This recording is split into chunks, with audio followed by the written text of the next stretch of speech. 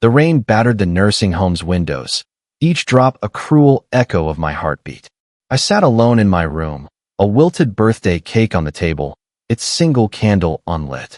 My son, David, hadn't shown up. Not a call, not a card, just silence that cut deeper than any knife. It was my 70th birthday, a milestone I'd once dreamed of celebrating with family, laughter, and warmth. Instead, I was here, in a sterile room at Sunset Pines, surrounded by beige walls and the faint smell of antiseptic. David had dropped me off 2 months ago, his face cold as he muttered about better care and busy schedules. I'd raised him alone after his father left, pouring every ounce of love into him, sacrificing dreams, working double shifts at the diner, cheering at his soccer games. And now, he'd abandoned me like I was nothing. I stared at the cake, a cheap grocery store purchase I'd bought myself, the icing already melting in the humid air. The staff had tried to make the day special, but their pitying smiles only deepened the ache. I'd called David's phone earlier, hoping for a shred of connection. Voicemail. Again. My fingers trembled as I clutched the locket around my neck, a gift from my late mother, its weight the only thing anchoring me. Mrs. Clara, you okay? Nurse Emily's voice broke through my haze. She was young, maybe 30, with kind hazel eyes and a smile that felt genuine. She'd been my rock since I arrived, always sneaking me extra pudding or chatting about her dreams of opening a bakery. I'm fine, dear. I lied, my voice brittle. Just waiting. Emily hesitated, then sat beside me. You don't deserve this, Clara. No one should spend their birthday alone. Her words were soft, but they burned. I didn't want pity, I wanted my son. The truth was, David hadn't just left me here. He'd stopped visiting, stopped calling, stopped caring. I'd overheard the nurses whispering about how he'd sold my house, filled with memories of his childhood, my mother's recipes, and the garden I'd tended for decades.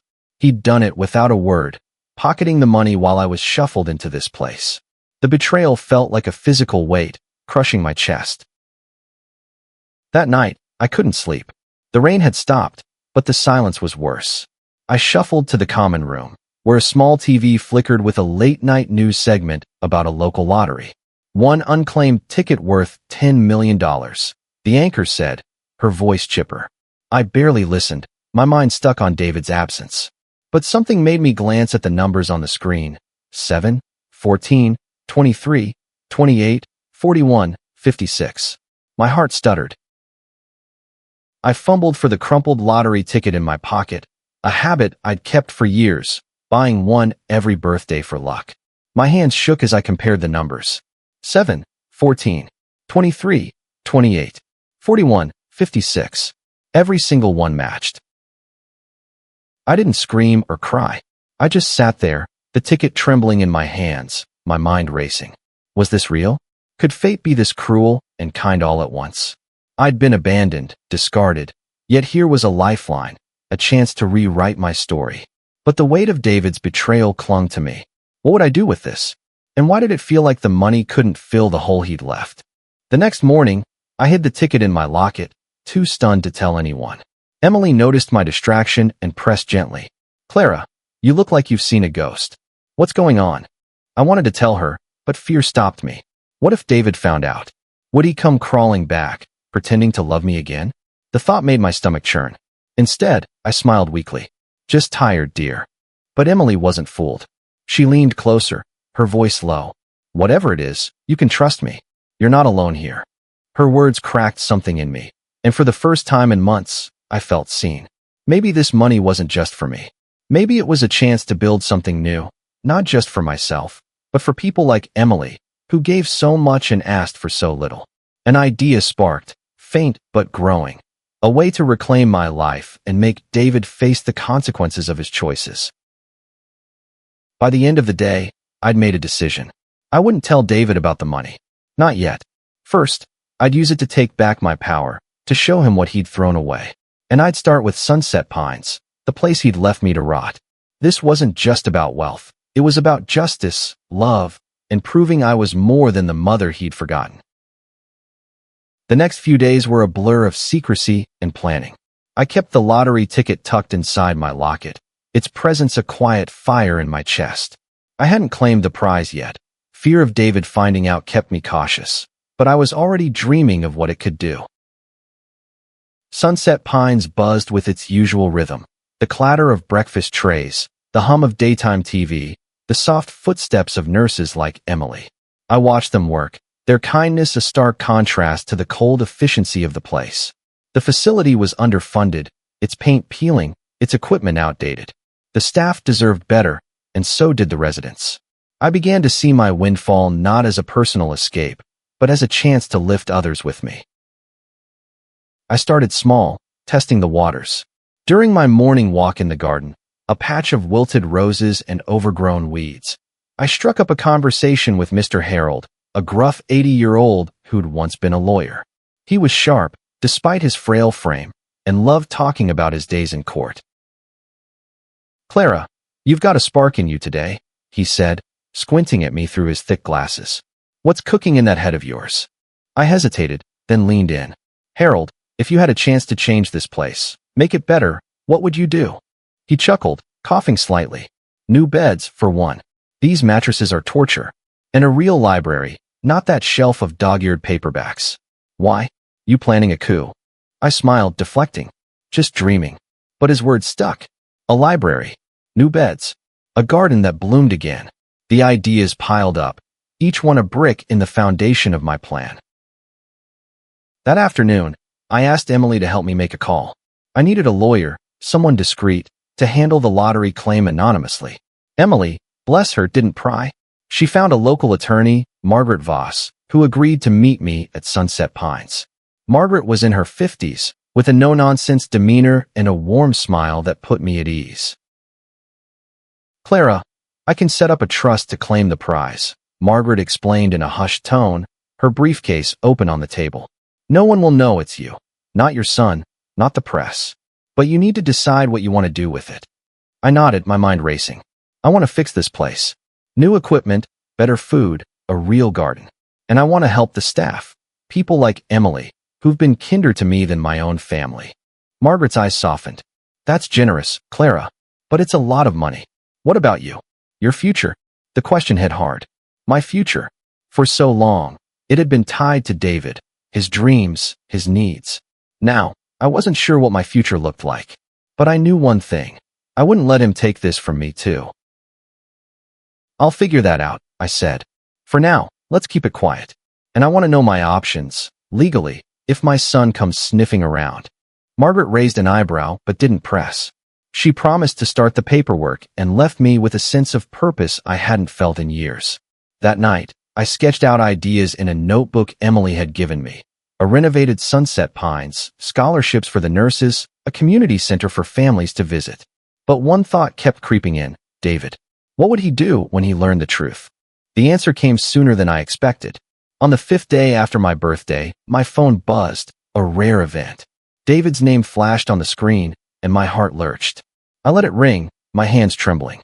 When I finally answered, his voice was casual, almost cheerful. "Mom, how's it going? Sorry I missed your birthday. Work's been crazy." I gripped the phone, anger flaring. "Work?" I repeated, my voice flat. "Is that why you sold my house, David?" Without telling me. Silence. Then, a nervous laugh. "Mom, it was for the best. You're taken care of there, right? I'll visit soon, promise." I hung up, my chest tight. He hadn't even apologized. But his call lit a fire in me. I wouldn't just rebuild Sunset Pines. I'd make sure David faced the consequences of his betrayal. Not with revenge, but with something stronger, the life I'd create without him. The lottery claim process was underway, but it wasn't fast. Margaret warned me it could take weeks to finalize, especially with the trust to keep my identity hidden. I didn't mind the wait. It gave me time to plan, to dream bigger than I ever had. But David's call had rattled me, stirring up memories I'd tried to bury. I remembered the boy he used to be, gap-toothed, clinging to my hand at the park, promising he'd take care of me when I got old. Where had that boy gone? Somewhere along the way, he'd grown distant, consumed by his tech job, his fancy condo, his new life that didn't include me. I'd ignored the signs, telling myself he was just busy, but selling my house. That was a wound I couldn't forgive. I threw myself into my plans for Sunset Pines, meeting secretly with Margaret to discuss budgets and timelines.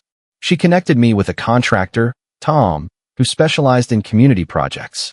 Tom was a burly man in his 40s, with a quick laugh and a passion for his work.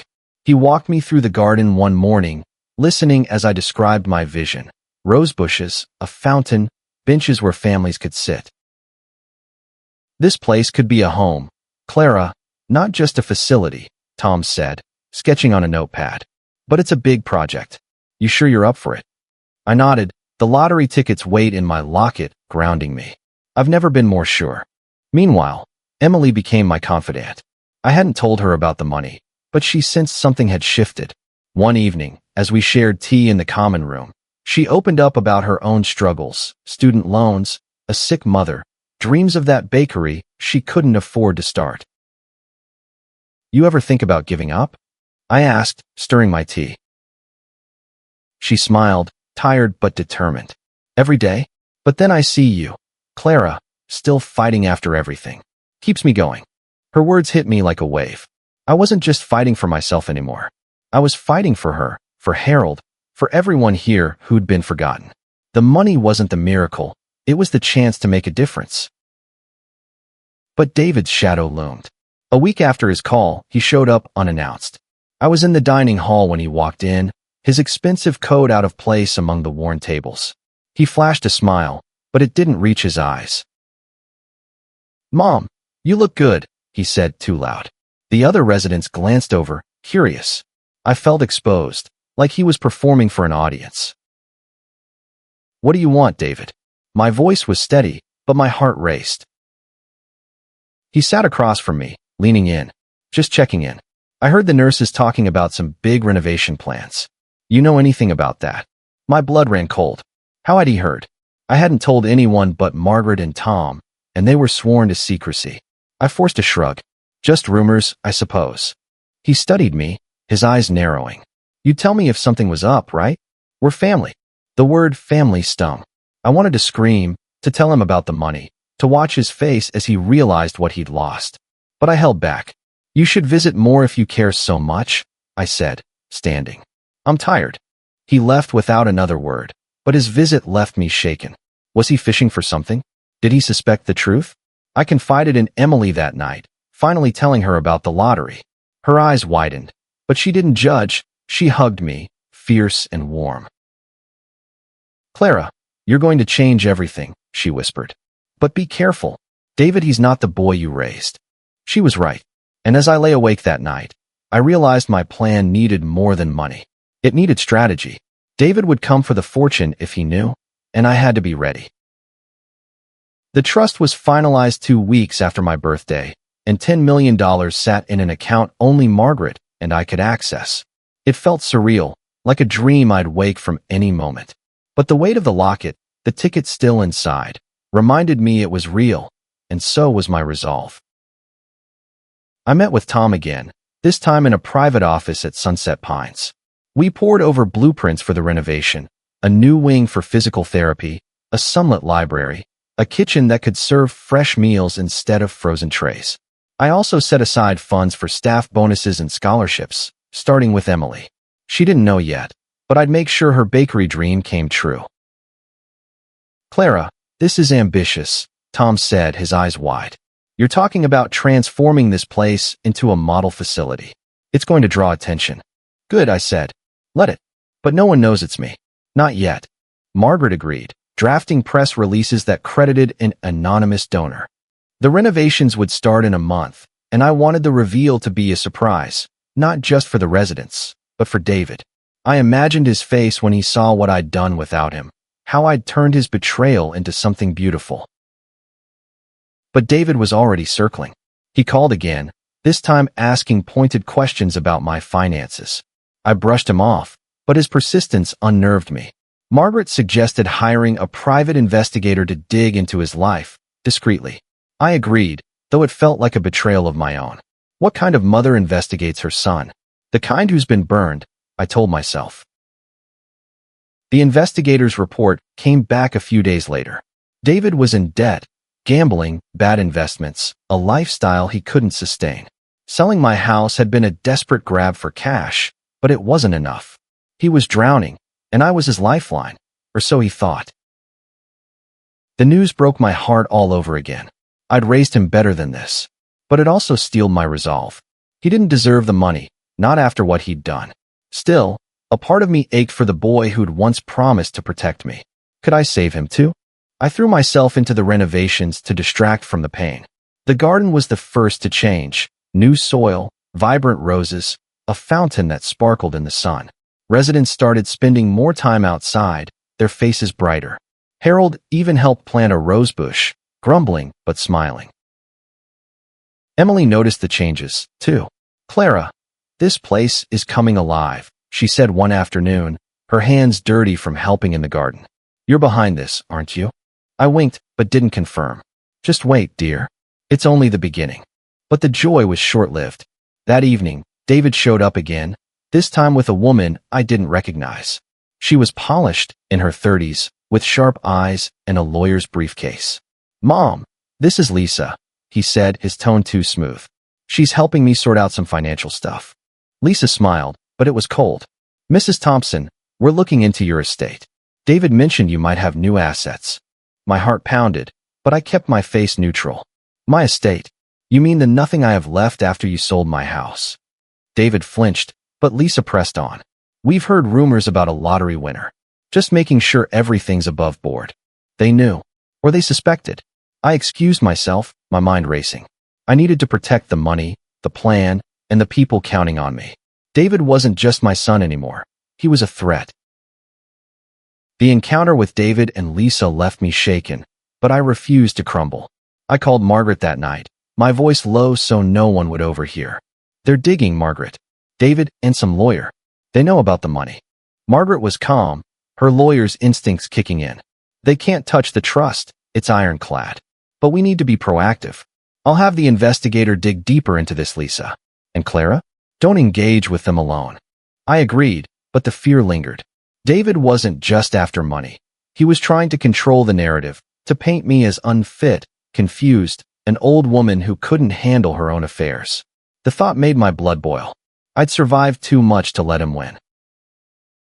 The renovations moved forward, a beacon of hope amid the tension. The library was taking shape, with floor-to-ceiling shelves and cozy armchairs. Emily helped me pick out books, her excitement infectious. "Clara, this is going to be amazing," she said, stacking novels on a cart. "You're giving people a reason to smile again."